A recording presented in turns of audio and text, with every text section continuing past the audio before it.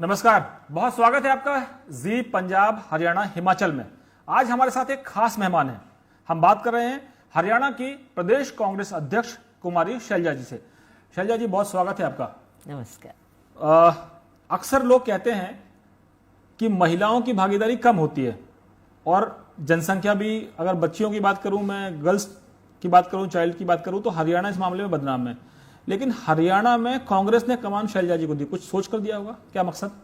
ये मैं बिल्कुल सहमत हूँ आपसे कि जितनी महिलाएं होना चाहिए किसी भी फील्ड में और ख़ास करके राजनीति में, उतनी है नहीं, बहुत कम है।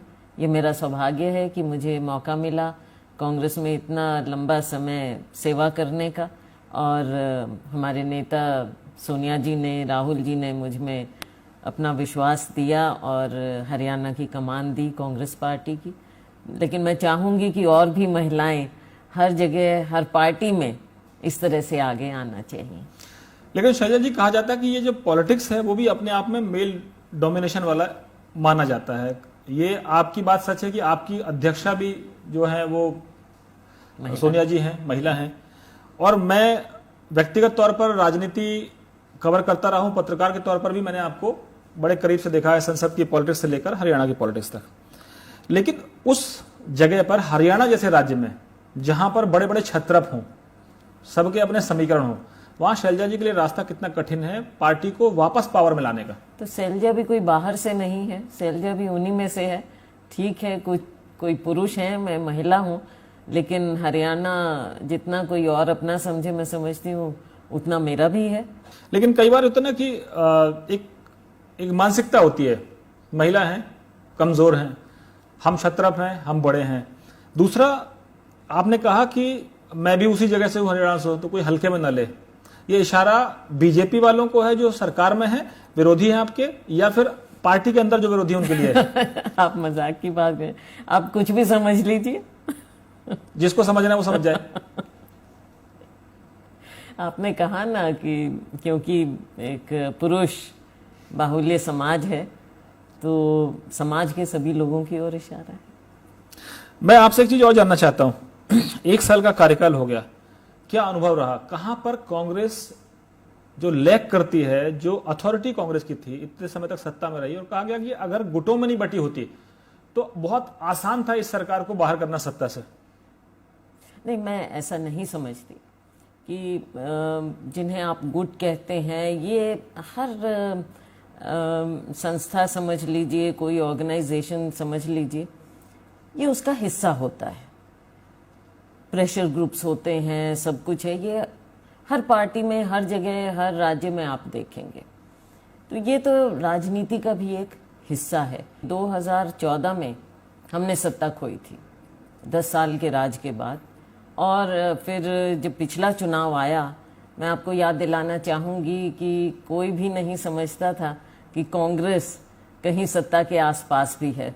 तो उसमें गुट वोट ये वो कोई बात नहीं। बीजेपी का नारा था कि 75 पार वो ले जाएंगे, और इसमें कुछ थोड़ा बहुत मैं समझती हूँ कि कुछ तंत्र भी था, क्योंकि 4 महीना पहले ही जब लोकसभा चुनाव हुआ तो 10 की 10 सीट कांग्रेस हारी थी। हालांकि मुझे उसी वक्त, मैं तभी भी सब लोगों को कहती थी कि बीजेपी का कॉन्फिडेंस तो कहीं ना कहीं हिल चुका है 4 महीने में ही, क्योंकि जिस पार्टी ने 79 सीटों पर बढ़त हासिल की हो, वो 75 की बात क्यों कर रही है?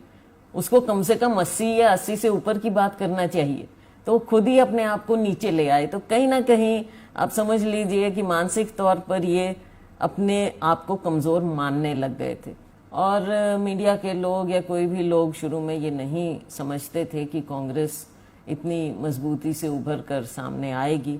और मैं समझती हूँ कि जिसने राइट ऑफ किया हुआ था कांग्रेस को, वो जनता के मूड को नहीं पहचान पाए थे या कांग्रेस की मजबूती को नहीं पहचान पाए थे।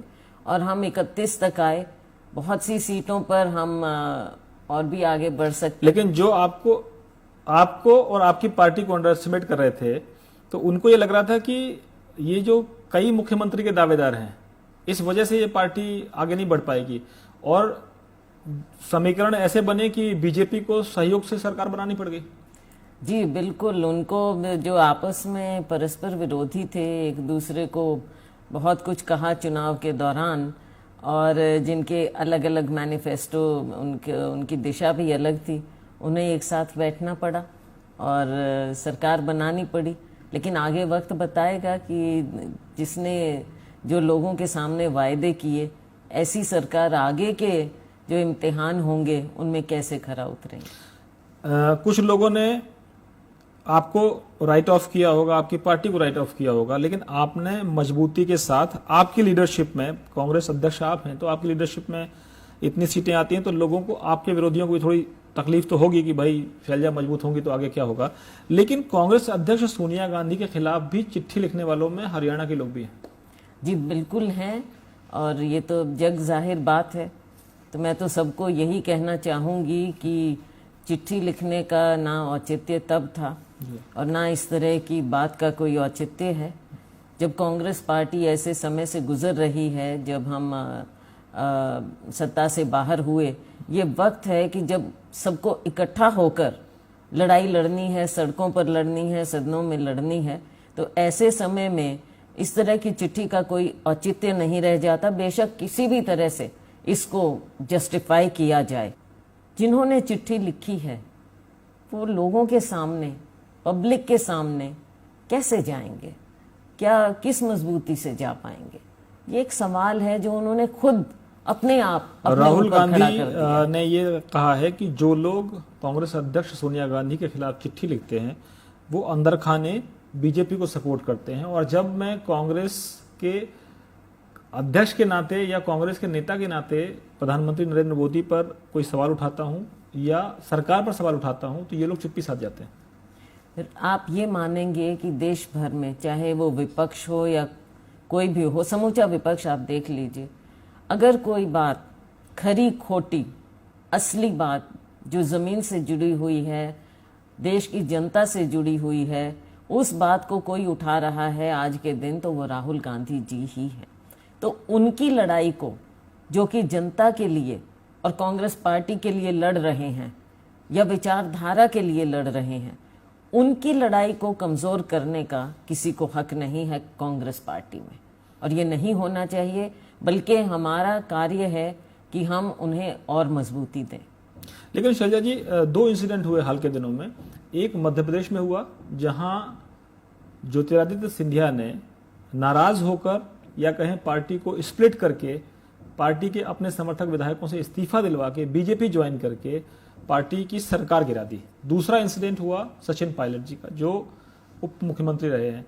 लेकिन इतने बड़े बड़े जो यूथ लीडर हैं जिनको कांग्रेस पार्टी नहीं बढ़ाया, वो कांग्रेस के खिलाफ क्यों जा रहे हैं? कांग्रेस में क्या घुटन हो रही है उनको, या परिवारवाद का वो जो बार बार सवाल उठ रहा है, इस चिट्ठी के जरिए भी उठ रहा है कि भाई अब बदलाव का वक्त आ गया, बाहर का कोई अध्यक्ष होना चाहिए? लेकिन मैं मध्य प्रदेश के बारे में आपने बात की और राजस्थान के बारे में, देखिए कांग्रेस पार्टी या कोई भी पार्टी अपने नेताओं को आगे बढ़ाती है, उनमें इन्वेस्ट करती है। आप समझ लीजिए ये इन्वेस्टमेंट होता है कि किसी को नीचे से पौधे की तरह सींचना और उसको बड़ा करना, पेड़ पौधा बनाना, और फिर उसमें से फल निकलते हैं, फूल निकलते हैं।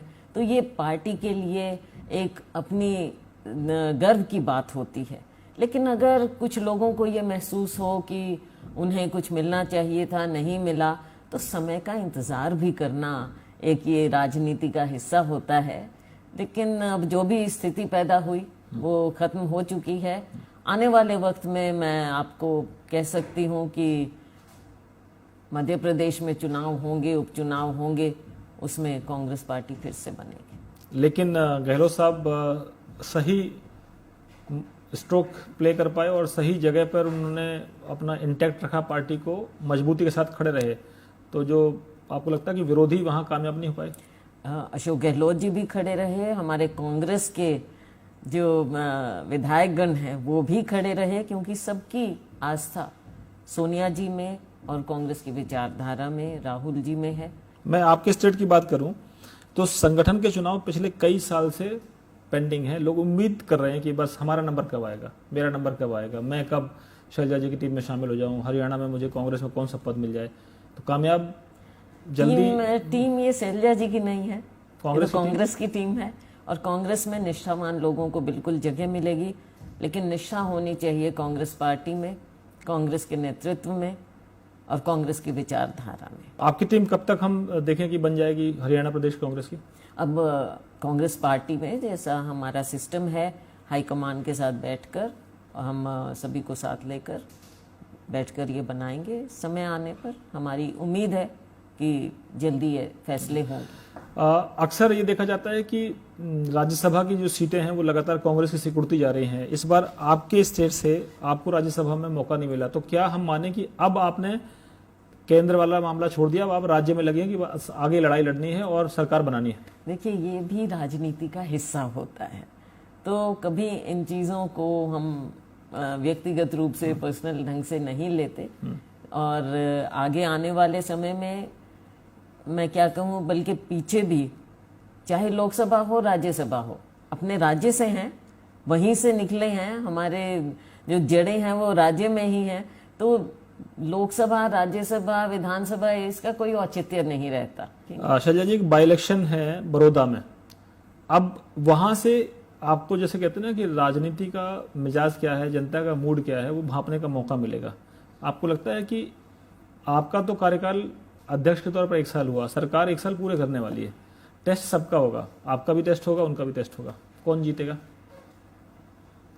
जनता जीतेगी, बड़ौदा की जनता जीतेगी। और बड़ौदा के लोगों पर मेरा पूरा पूरा विश्वास है कि कांग्रेस ही वहां से जीतेगी।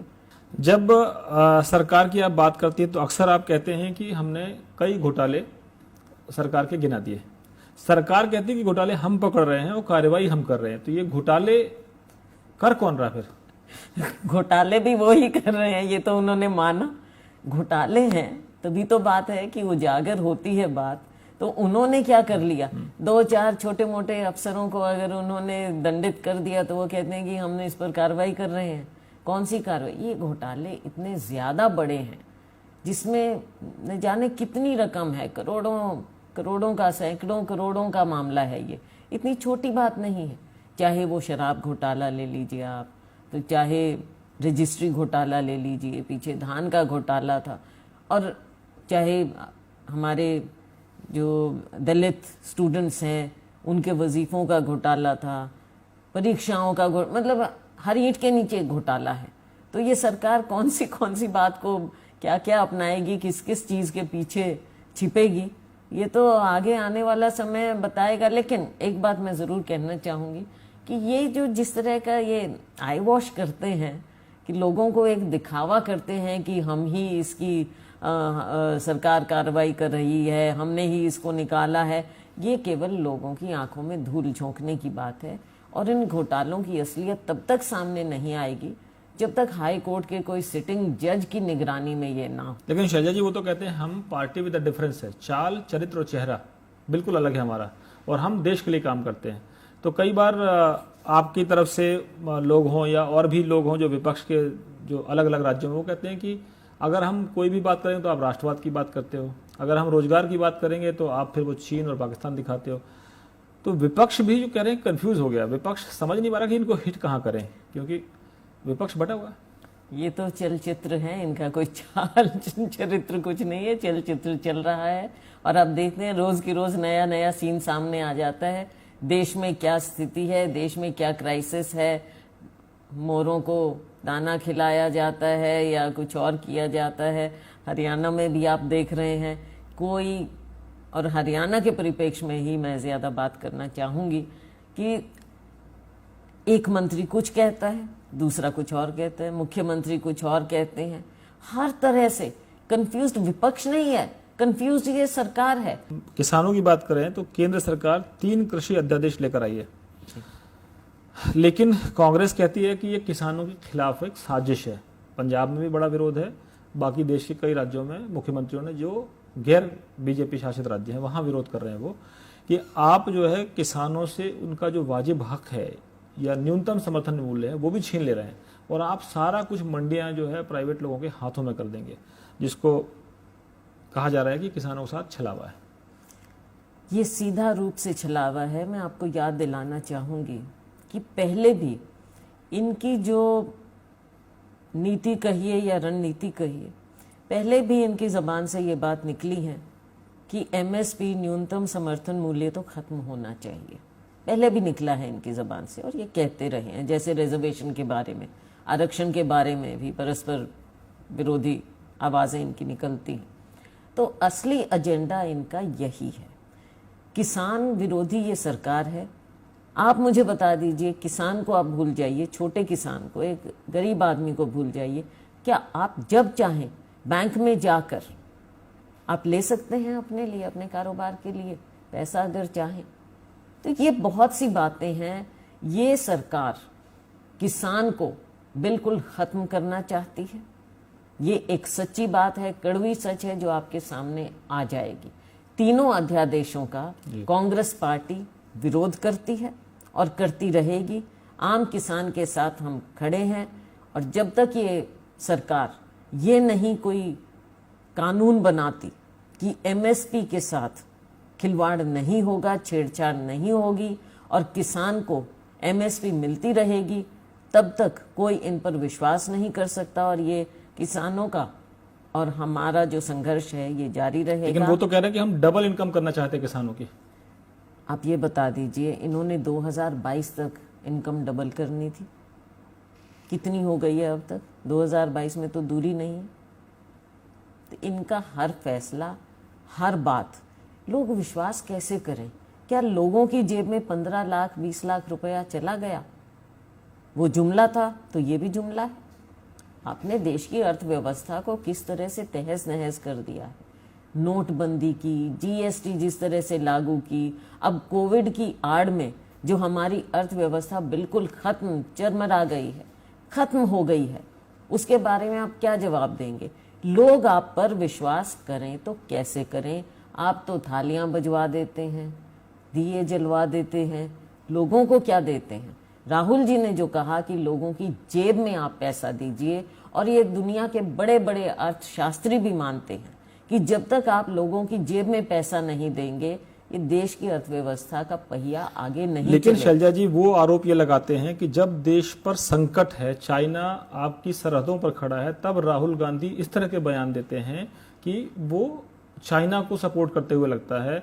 फिर वो कहते हैं कि आप उसी चाइना से उनके यहाँ पर जो मौजूदा राजदूत हैं या और भी लोग हैं, उनके जरिए आप राजीव गांधी फाउंडेशन में आप फंड लेते हैं। तो आप किसके साथ खड़े हैं, चाइना के साथ या देश के साथ? आप पहले ये बता दीजिए, राहुल गांधी जी पर आप जब एक उंगली उठाते हैं, बाकी की उंगलियां आपकी अपनी ओर हैं। पीएम केयर्स फंड में आप बताइए कि चाइना की जो कंपनियां हैं उनसे आपने कितना पैसा लिया है, आप पहले वो बताइए। पीएम केयर्स फंड का आप कुछ खुलासा नहीं देना चाहते कि उसका पैसा कितना है, कहाँ से आया है, कहाँ खर्च हो रहा है, आप उसके बारे में नहीं बताते। आप ये क्यों भूल जाते हैं कि आप चाइना के लीडरशिप के साथ झूला तो आप झूल रहे थे। आप क्या कहते थे कि एक के बदले 100 सर काट कर लेकर आएंगे?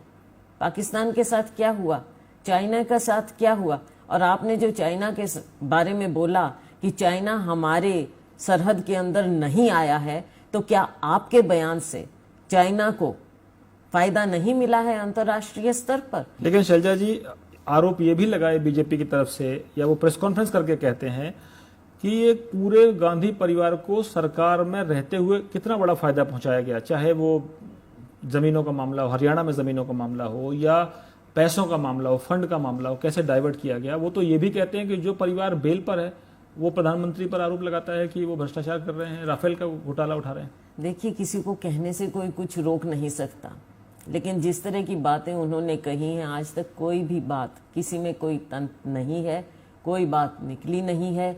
ये केवल राजनीतिक रूप से बदला लेने के लिए इस तरह की मन घड़ंत बातें थोप रहे हैं और ये सोचते हैं कि इस परिवार को, इस परिवार की कुर्बानियों को ये इस तरह ऐसी बातों से ये खत्म कर पाएंगे। ऐसा नहीं होगा। देश ने देखा है, देश इस परिवार को समझता है, जानता है। तो उनके ऊपर इस तरह की मन घड़ंत बातें डालकर ये समझें कि कांग्रेस मुक्त देश हो या गांधी नेहरू परिवार मुक्त देश हो, ये कभी नहीं हो सकेगा। शैलजा जी आखिरी सवाल, राहुल गांधी कहते हैं कि फेसबुक और व्हाट्सएप जैसे जो सोशल मीडिया प्लेटफॉर्म हैं, इनका सरकार और बीजेपी मिसयूज कर रही है कांग्रेस के खिलाफ और विपक्षियों के खिलाफ। इस बात की शिकायत फेसबुक से भी की गई है। ये तो पार्लियामेंट्री कमेटी ने भी उठाया है इस बात को कि कहीं ना कहीं कुछ गलत बात है। और ये हम क्या कह रहे हैं, ये तो वहाँ की अमेरिका में जो एक जर्नल है वॉल स्ट्रीट जर्नल, उसने पर्दाफाश किया है। ये कोई हमने नहीं कहा, वो बात वहाँ पर उठी है, उन्होंने ये बात निकाली है, तो इसका जवाब देश तो मांगेगा और ये उनको जवाब देना पड़ेगा। भारतीय जनता पार्टी ने जिस तरह से हर मीडिया को, चाहे वो हमारा मेन स्ट्रीम मीडिया हो, चाहे सोशल मीडिया हो, चाहे इस तरह के ये कंपनियां हों, हर तरह से आर्म ट्विस्टिंग करने की कोशिश की है, उनको दबाव में लाने की कोशिश की है। लेकिन हमें खुशी है कि कुछ लोग हैं अभी भी जो खड़ा हो सकते हैं। हम उम्मीद करते हैं कि आप भी इसमें खड़ा होंगे, क्योंकि आम लोगों की आवाज़ उठाना सबका धर्म है। चाहे कांग्रेस पार्टी है या जो भी पॉलिटिकल पार्टी है या जो भी मीडिया के साथी हैं, सबका धर्म है देश के प्रति, देश के लोकतंत्र के प्रति कि लोगों की आवाज़ को और असलियत को सामने लाएं। यही काम हम करते रहेंगे। हम तो जनता के सवाल हम आपके सामने भी लाते रहेंगे। आपकी आवाज़ जो है, जो जनता की आप आवाज़ उठाती हैं, वो भी हम जनता के पास पहुंचाएंगे। और सरकार के वो काम जिससे जनता को परेशानी है, वो भी हम उजागर करते रहते हैं। मैं चलते चलते आखिरी सवाल कर लेता हूँ। सब जानना चाहते हैं आपके समर्थक, ये हालांकि पॉलिटिकल लीडरशिप फैसला करेगी। मैं शैलजा जी को भविष्य में हरियाणा के सीएम पद का कंटेंडर मानूं? ये चीज़ें कई बार उठती हैं, हमारे राज्य में भी उठती हैं, सब जगह, कि कोई एक बार एक ओहदे पर आ जाता है तो उसके इर्द गिर्द इसके बाद तो वही ओहदा बचता है, ये प्रदेश कांग्रेस अध्यक्ष के बाद उसके इर्द गिर्द घूमती रहती हैं। ये चीज़ तय होती है वक्त के साथ और लीडरशिप के द्वारा। तो इन बातों को उठाकर हम असली मकसद से पीछे ना हटें। असली मकसद है कि भारतीय जनता पार्टी की जो गलत और करप्ट सरकार है, इसको हटाएं और जनता की सरकार बने, कांग्रेस पार्टी की सरकार बने। लीडरशिप का फैसला हमारी लीडरशिप करे। थैंक यू, बहुत बहुत धन्यवाद शैलजा जी आपका। और हम आपको ये आश्वस्त करते हैं कि हम जनता से जुड़े सवाल हर वक्त उठाते रहेंगे। कड़वे होंगे, मीठे भी हो सकते हैं किसी के लिए, लेकिन ये हमारा काम है कि हम निष्पक्ष होके निंदा का निरय राखिए, आंगन कुटी छवाए। हमारी भूमिका वो है कि हम हमेशा कुछ सवालों को उठाते रहें जनता के। बहुत बहुत धन्यवाद आपका। हाँ, शुभकामनाएं। तो आपने सुना कुमारी शैलजा, कांग्रेस की प्रदेश अध्यक्ष, जो कहती हैं कि उनका एक ही मकसद है कि किसी भी तरीके से इस सरकार को सत्ता से बाहर करना और कांग्रेस को सत्ता में लाना। बाकी फैसला लीडरशिप करेगी। बहुत बहुत धन्यवाद।